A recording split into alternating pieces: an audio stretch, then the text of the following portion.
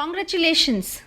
In my unique offering, we had 7 topics, out of which 2 are already done: place and things, people and culture. So, congratulations for coming in the third topic, knowledge and interest. Here, we want to identify a knowledge that we were born with, which can help us in our careers. Few of us would be great at convincing parents, even as kids, right?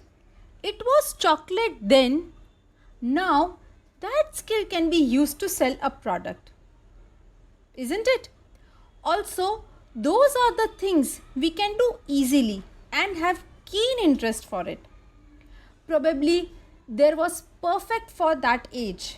And now, with a little brush up on knowledge for those things, we can do it better as a grown up individual.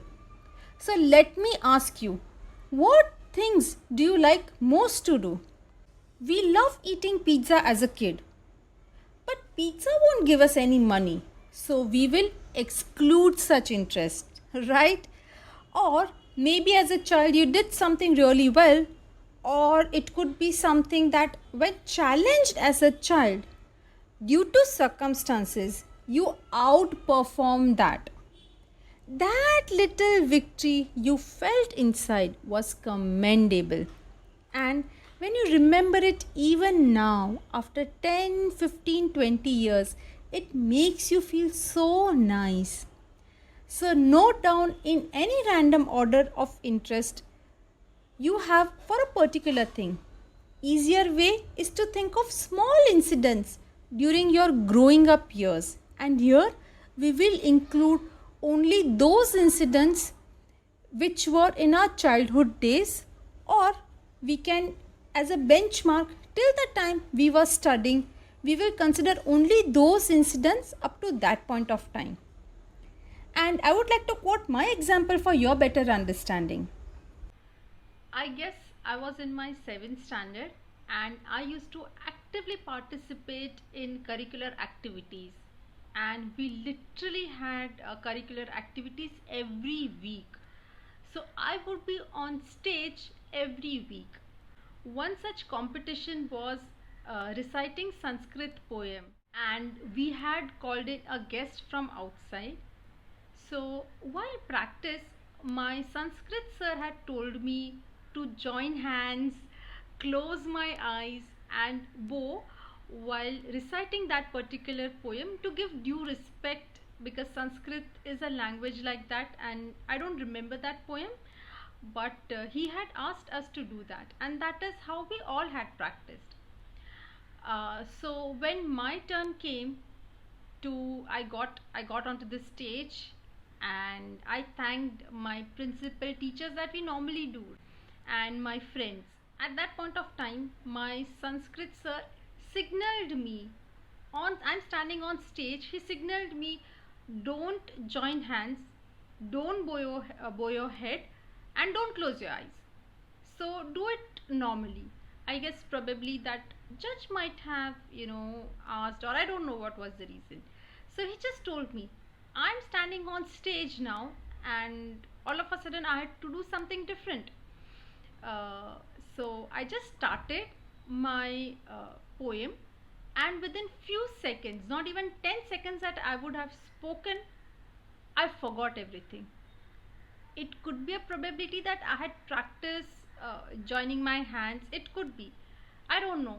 But I forgot. And my teachers from backstage were pushing, Nishita, do whatever you do, please speak. My friends were cheering me up. And on stage, 30 seconds, I was mum for 30 seconds.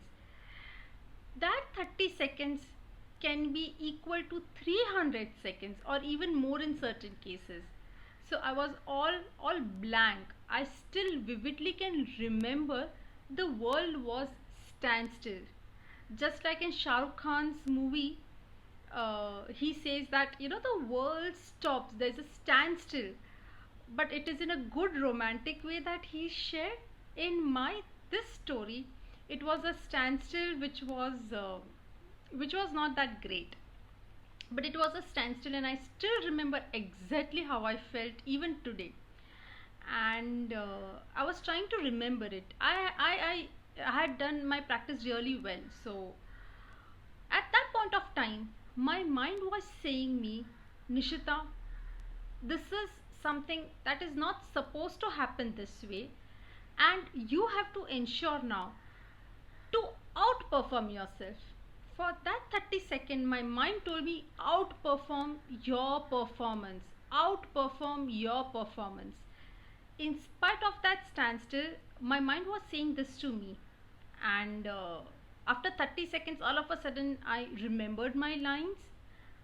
However, now, since my mind had told me to outperform, I actually looked into every person's eye and established a connection which I had never done before. And so I looked eye to eye contact with every teacher, the judge who I literally looked into eye of each and every individual person. I had the bolt of that confidence in me that I can outperform. And whatever I had lacked because of those 30 seconds, I had, impressed upon my mind to ensure that I outperformed. And my friends cheered me, obviously, teachers also cheered me a lot. So before leaving the stage, I had established connection with the crowd, with the people sitting right in front of me. And mind it, it is not just 50, 100. In our school, we had probably 300 plus students at that point of time. Before leaving the stage, I had a bolt of confidence. And I had not been aware that I ever had stage fear, but now it made me realize that I do not have stage fear. And I felt confident for the very first time. And later, I went on to win that particular competition.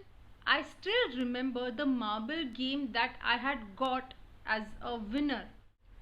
So, from this incident of mine, what is a learning that I can say? What are the skills which are there within this person? So, here, what did I learn? That I can finish whatever I've started. First. Second, I have no stage fear. Third, I felt a bolt of confidence. So, confidence is something that I learned. Managing my states well, resolving conflict which was going in my head, can handle things if they go bad.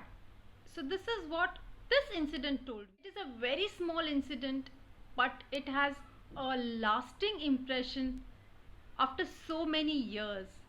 And this is not about award. Had I not won, still this this will have same impression on my mind. And I'm sure we all have such memories of our growing up years. So this is the time to look back at what we had done. Probably that would be a small thing as a child, but that was a distinctive thing that we did at that point of time. Now think of those small sweet victories of yours. It is irrespective of award, certificate, nothing.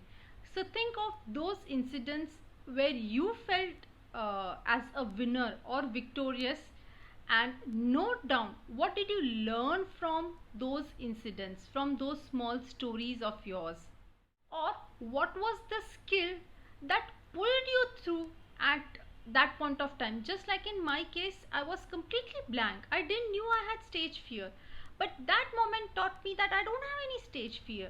That was a natural part of me. So because of something that did not work, it made me realize that I like stage way better. Something that have pulled you through during a little jolt or a little unfavorable circumstance. So write down a skill that pulled you through, and please note it down. So we are going to mention 7 such stories. Isn't it nice to remember a small victory? 7 would be a very small number, I'm sure. Likewise, I am sure you too had many such wonderful stories that you can remember vividly. So now you may write up to 7 to 10 such stories not less than 7 for sure. It's nice to remember our small success as a child. It's not about awards as well, but a sense of achievement you had while doing it, or you were able to quickly overcome any obstacle if you had any. Then rate it on your current knowledge and passion, where 1 being the lowest and 10 being the highest. And in the last column, add both the numbers and highlight the highest numbers you found in total. It is not as per each story, but it is as per the interest and passion that you have mentioned. So in the last column, the number which adds up to highest, highlight top 5, top 3 out of it.